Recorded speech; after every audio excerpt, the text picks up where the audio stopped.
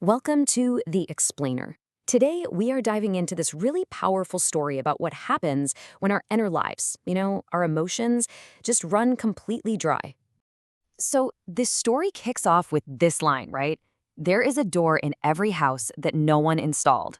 I mean, how cool and mysterious is that?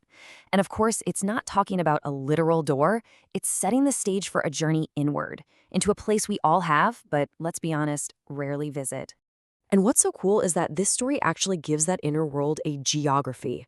It's about this town, this woman, and a river that's totally vanished. But here's the kicker. It's gone from sight, but it's not actually gone. Okay, so let's start on the surface. We're in a town, and get this, it has literally forgotten its own name. The people there, they just walk over this dry, scarred riverbed day in and day out, not even noticing the giant empty space right under their feet. This isn't just about the landscape, you guys. It's a whole state of mind. And the story gives us this really fascinating idea, a definition for this condition. It's not that people don't have feelings anymore. No, it's a deep, collective repression. The feelings, they're all still there, just buried, pushed underground because the town decided its own wildness was just too dangerous to deal with. This is where it gets really clever. The whole town's condition, it's perfectly mirrored in one person, Lida, the seamstress. I mean, think about it. Her job is to literally sew things shut, to make tears disappear, to fix things so perfectly you'd never know they were broken. And she does this for everyone else, all while completely ignoring this massive gaping tear running right through her own life. And then, boom, everything changes. This strange girl shows up at her door. She's like an emissary from that buried world, right? She says the river didn't just dry up, it swallowed itself. And she's asking Lida, the one person whose entire life is about sewing things shut, to open up the biggest wound of them all. So what does Lida do? Her journey begins, and it's not just a metaphor, it's a literal descent. She goes down into a seam in the earth, right into the river that swallowed itself.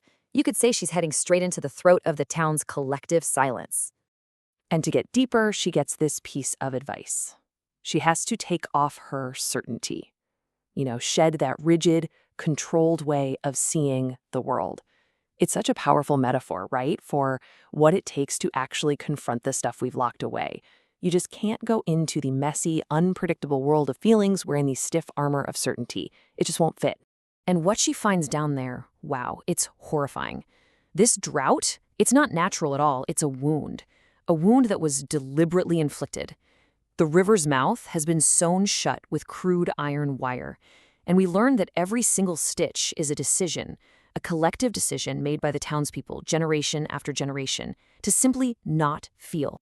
So the healing isn't really healing, it's an undoing, and it is brutal. Each stitch Lida cuts, it unleashes something that's been trapped in the dark for who knows how long. First, a wave of ancestral grief. Then, all this caged anger.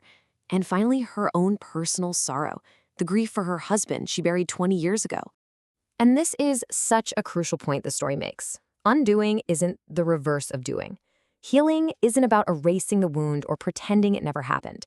It's about meeting that original pain head-on, a pain that has only gotten stronger and more potent after being locked away for so long. So, the river starts to flow again, and with it comes this huge revelation. A letter is found. It's from Lida's husband, the cartographer, the man everyone thought had abandoned her. But he didn't leave. He says he fell inward. He started mapping the geography of the soul. His letter just reframes everything. This inner world he talks about, it's not just some poetic metaphor. He describes it as a real dynamic territory. And here's his most profound discovery. The inner landscape isn't a place you travel through. It's a place that travels through you. It's a living force. And just look at the map he creates. It's incredible. He describes a psyche with all these different regions, and each one is a different state of being.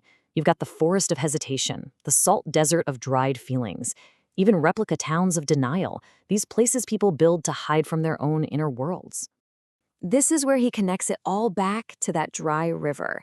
He realizes that when our inner river runs dry, these deep, powerful patterns of human experience, he calls them archetypes, like the mother or the trickster, they become shallow cliches. They lose all their water, all their life, and they're just these empty, cartoonish shapes. Okay, so what does all this mystical inner world stuff actually look like back on the surface, in the real world?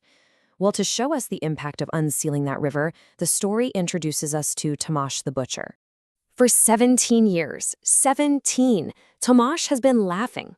And it's not a happy laugh. It's loud, it's mechanical, it's constant. But that laughter, it's not joy.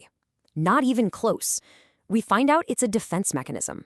It's this noisy, rattling dam he built to hold back the absolutely unbearable grief of his daughter drowning 17 years ago. It's the sound of a man trying to outrun a silence that terrifies him. So what happens when the river returns? Tomáš's laughter just stops, and he weeps. For the first time in 17 years, the emotional dam just breaks, and not just for him, but for the whole town. The baker's wife, who was always compulsively cleaning, suddenly starts singing. The school teacher remembers the joy he felt as a kid. The flow is back, and the results are powerful and totally unpredictable. So let's step back. What's the core message of this incredible story? What are we supposed to take away from this journey deep into the earth and into the soul? Well, the story's ultimate argument is pretty clear. That river, it's the psyche's bloodstream. It's how our inner life circulates.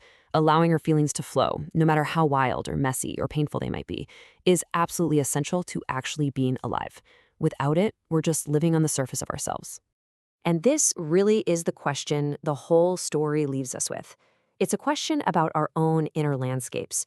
Are you a town built on a sealed river? What have you paved over? What wounds have you sewn shut? What powerful currents have you forced underground in your own life? In the end, I think the story is telling us that life's true nature is flow. It's constant movement. And our greatest struggle, but maybe also our greatest liberation, is just allowing that current, the full catastrophe of being alive, to simply move through us. Not fighting it, not damming it up, but just letting it flow.